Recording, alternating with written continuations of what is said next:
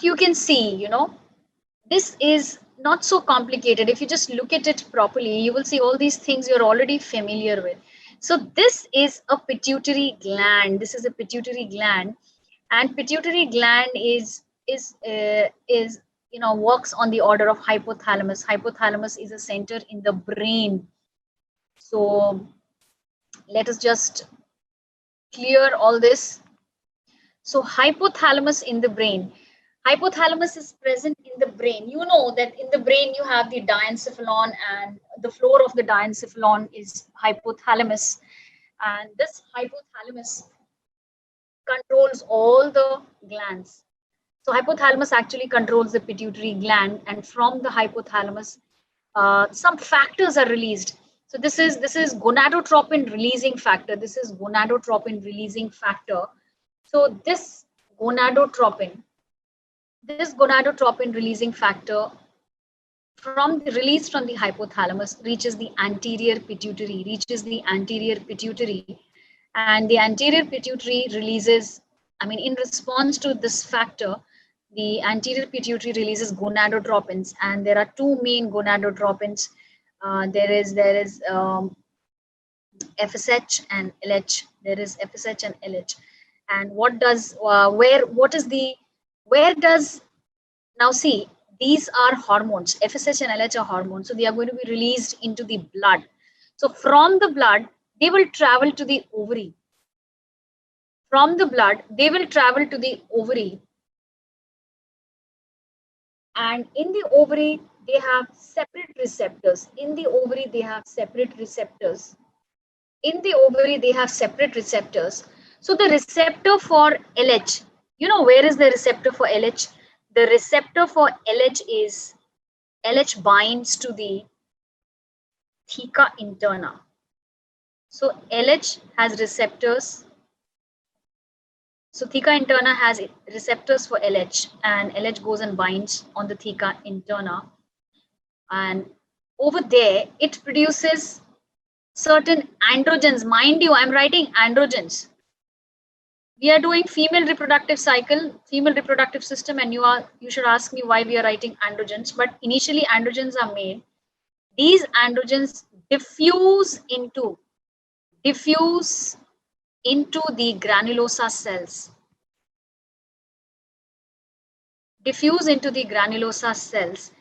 And over there, inside the granulosa cells, a chemical reaction takes place. That's called aromatization. And because of that, the androgens get converted into estrogens.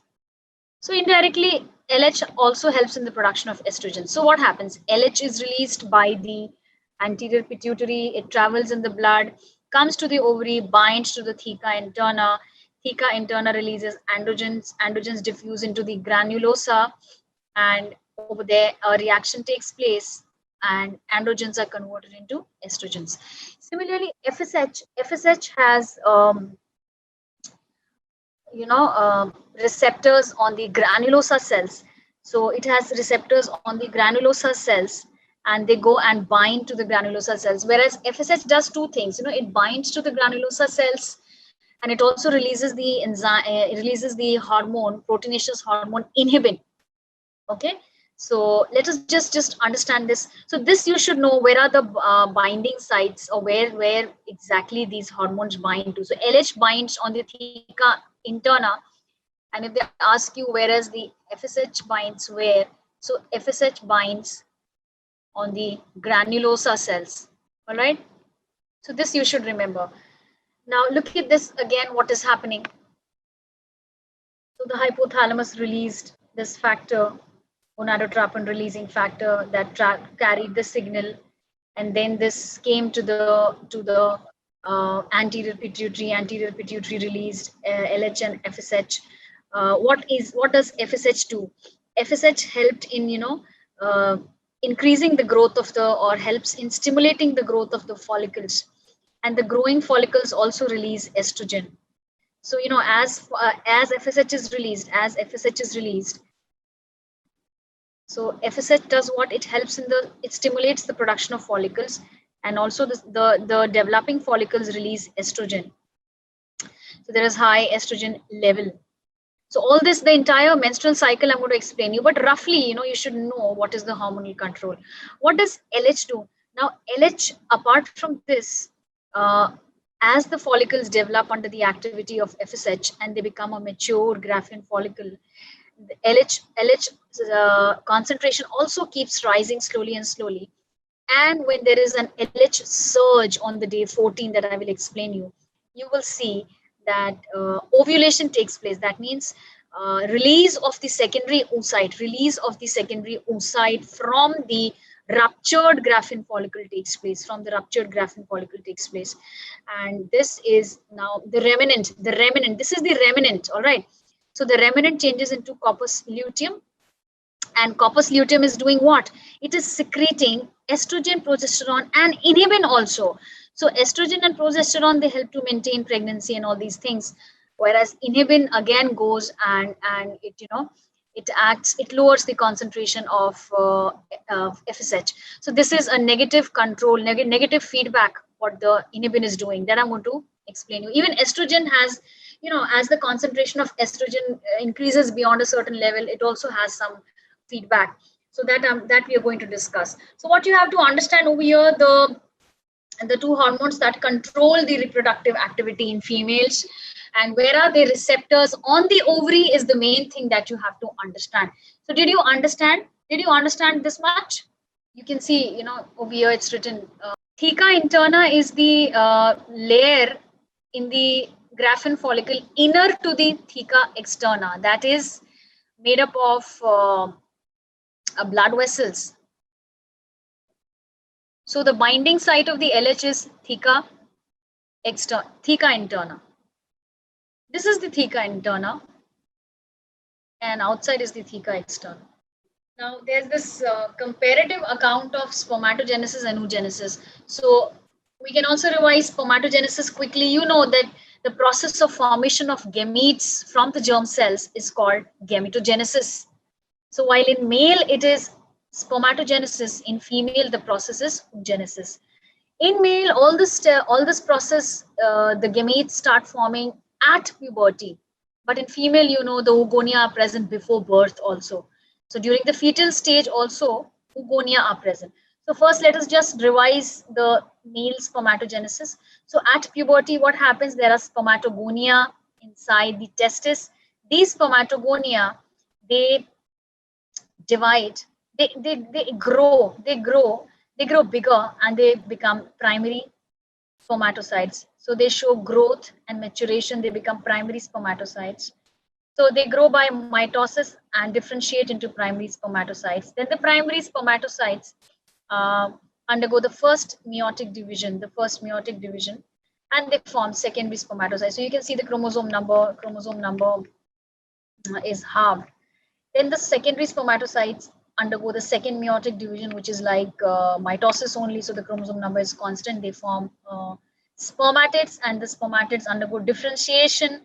They develop all these structures: a head, acrosome, tail, middle piece, and they form spermatozoa. And I told you this step to this step is called, what is the process of conversion of spermatids to spermatozoa called? This step. What is this step called? I had told you it's called spermiation. It's called spermiation. Now coming to oogenesis. Now oogenesis is not so simple. It is not so simple. To explain oogenesis, you have to understand that the female fetus, now ovary develops. When does the ovary develop? The ovary is formed 11th to 12th week of pregnancy. So 11th to 12th week of pregnancy में ही ovary बनना शुरू हो जाता है, and at that time only the process of oogenesis starts. मतलब उसी समय female की body में there are many follicles and oogonium. All right, and the process of oogenesis starts. So I think I will explain you on a white screen. Now oogenesis may, at the time of when the fetus is 20 weeks approximately, she has A 20-week-old fetus has 6 to 7 millions of oogonium. 6 to 7 millions of oogonium. I had told you कि follicle का formation और oogenesis, folliculogenesis, follicular atresia, ये सब शुरू हो जाता है at the fetal stage itself. तो 20 weeks old fetus, मतलब अभी birth भी नहीं हुआ, it's just 20 weeks old, उसमें 6 to 7 million ओगोनियम होते हैं. Now at birth के टाइम पे, at birth, you know, the number decreases, and I've told you follicular atresia takes place. And what is the reason for this follicular atresia? I'm going to tell you. क्यों होता है ये programmed death? So 2 million, देखो, the number has decreased. So what is happening? 20 weeks old fetus पे 6 to 7 million oogonium था. This oogonium shows growth and differentiation and forms primary oocyte.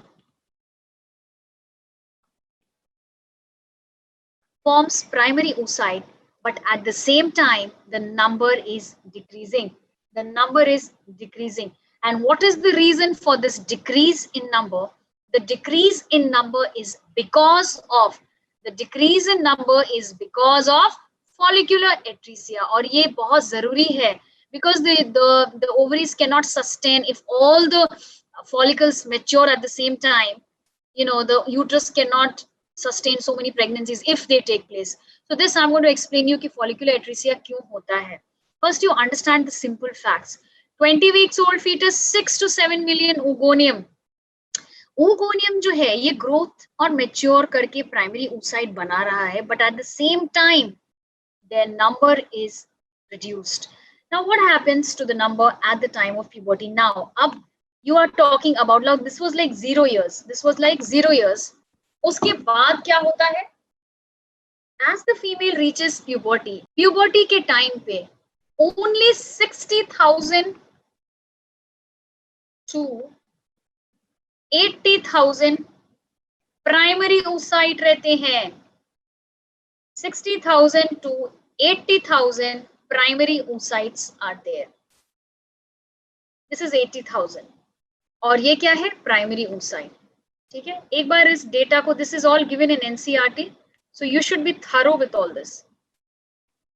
अच्छा, primary oocyte जो है, this again starts tries to enter the next stage of meiosis, but this gets arrested. वो meiosis first में ही prophase के एक step में it gets arrested. And what is that step? I'm going to tell you. First, let us just revise this quickly. क्या क्या हुआ है? I told you that the process of oogenesis, the process of folliculogenesis and follicular atresia start in the fetal stage itself. ये clear है? 20-week-old fetus में 6 to 7 million oogonium रहते हैं. Oogonium तो germ cell है. At birth, now see, ये fetus के body में है, तो fetus के body में they are showing growth, मतलब mitosis हो रहा है, ये अपना नंबर बढ़ा रहे हैं. ऑलराइट, ये अपना नंबर बढ़ा रहे हैं. नंबर बढ़ा के ये क्या बन गया? Primary oocyte. ये क्या बन गया? Primary oocyte. लेकिन at the same time the number decreases. ये differentiation हुआ और number भी decrease हुआ, लेकिन because of follicular atresia. Puberty के टाइम पे, birth के टाइम पे ये नंबर है. Puberty के टाइम पे again there is a decrease. 2 million से वो 60,000 से 80,000 है बस. And they are in the primary oocyte stage, but they tried to enter the next stage, but they got arrested. यहाँ पे they are arrested at the, इस stage में they are arrested at the diplotin stage of prophase 1. मतलब इसके बाद meiosis 1 होना था, but they got arrested during the diplophase stage of meiosis 1. Prophase 1 is a long process, no, जिसमें leptotene, zygotine, pachytene, diplotin, diakinesis होता है. So ये जो primary oocyte है ना, this tries to enter the meiosis 1. Meiosis 1 वो enter करता है, पर उसके prophase 1 के diplotin में it gets arrested. मतलब stop, वहीं पे वहीं स्टॉप हो गया, जो हो रहा है अरेस्टेड मतलब अब कुछ नहीं हो रहा उसमें। सो प्यूबर्टी के टाइम पे if I ask you how many primary oocytes are present in the body of a female, the answer will be 60,000 to 80,000. अब देखो इसके बाद मैं क्या बोल रही हूँ। सो प्यूबर्टी के टाइम पे what is the number is 60,000 to 80,000. And in what stage it is arrested? It is arrested at the diplotin stage of meiosis 1. So prophase 1 में basically वो arrest होता है, and such primary oocytes are called dictated DI. Such primary oocytes are called dictate oocytes. So अब female के body में at the time of puberty 60,000 to 80,000 dictate oocytes हैं। ये सबको क्लियर हुआ ना? अब इनका क्या होगा? ये 60,000 से 80,000 में कितने, अब जब when the puberty is taking place, when there is puberty, hormones are being released. Now the female shows the she has entered into the menstrual cycle. So now ovulation is taking place. तो ovulation में फिर इनका number कम होगा, और इनका stage का क्या होगा? What will be their stage? क्या वो ये डिक्टेट स्टेज में ही रहेंगे या इसके आगे बढ़ेंगे? कैसे बढ़ेंगे और क्यों नहीं बढ़ेंगे, और फिर क्या कितना नंबर डिक्रीज होगा, ये मैं आपको बताऊंगी नेक्स्ट क्लास में। But just for the sake of information I tell you, वो 60,000 से 80,000 जो है उसमें से भी जस्ट अप्रोक्सीमेटली 400 to 500 या 400 to 450 ही एंटर करते हैं, 400 to 450 ही एंटर कर पाते हैं। 400 to 450 only enter the menstrual cycle. बाकियों का क्या होता है? Where they go? Why are they destroyed? All this we are going to do in the next class, that is tomorrow. ठीक है? So यहाँ तक छोड़ देते हैं। यहाँ तक आपको समझ में आया? Just write dictate oocytes.